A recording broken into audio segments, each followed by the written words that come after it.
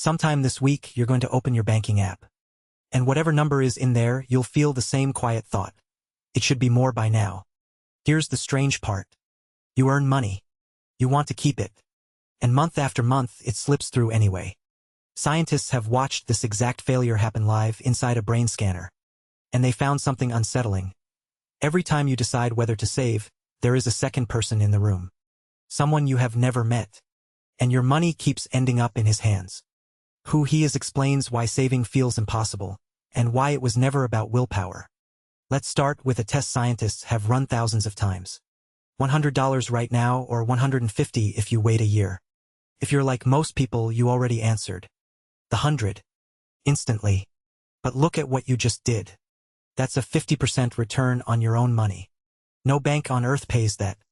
And you turned it down without blinking. Economists call it temporal discounting. Your brain runs every future dollar through a shrinking machine. The further away the money sits, the smaller it feels. A dollar next year is a crumb. And it's not just money. Rewards of every kind shrink with distance. That's why the gym membership loses to the couch. Which raises the real question. Your brain exists to protect you. So why would it shrink your own money? In 2009, a team at Stanford went looking for the answer. Near the front of your brain, there's a patch of tissue with one very specific job. It fires in a special pattern when you think about yourself. Think about you, it blazes. Think about a celebrity, silence. Even your own mother only lights it faintly. It is quite literally a meat detector. So the researchers asked people in the scanner to do one simple thing. Think about yourself 10 years from now.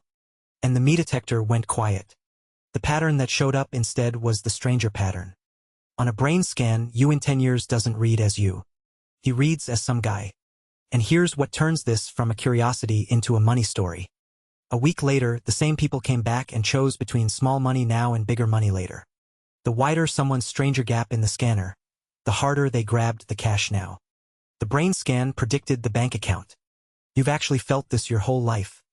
Think how easily you'll spend $50 on a friend's birthday gift. Now try moving that same $50 into your own savings. It stings. Same money. Both times it's for someone's future. So why does only one of them hurt? Because you know your friend. You love your friend. Future you is a stranger you've never even pictured. Saving feels like handing your paycheck to a random man, because as far as your brain can tell, that is exactly what it is. Which gave a researcher named Hal Hershfield a strange idea. If your brain can't see future you, what if you introduced them? His team took young adults and aged their faces by decades inside a virtual mirror. You look in. 70-year-old you looks back. You move. He moves. You wave. He waves. Then everyone got the same question. Here's $1,000. How much goes to retirement? People who hadn't met their older self put away $80. People who had? 172. More than double from looking at a photograph for a few seconds. And in follow-up studies, people shown their aged face committed about a third more of a real paycheck to retirement. Nobody lectured them. Nobody shamed them. They just met the guy, and once he had a face, robbing him felt wrong. Within a year, a major bank bolted this finding onto its website, software that aged your face while you opened a retirement account. That's how reliable the effect was. Saving doesn't start with discipline. It starts with an introduction. Now look around, because the modern economy figured all of this out long before you did. Buy now, pay later. Free trial now, renewal later. Swipe now, statement later. Every one of them is the same machine. The pleasure lands on you. The bill lands on the stranger. The subscription you forgot to cancel? He pays it. The interest on this month's minimum payment? Also him. He has no face, no voice, and no way to object.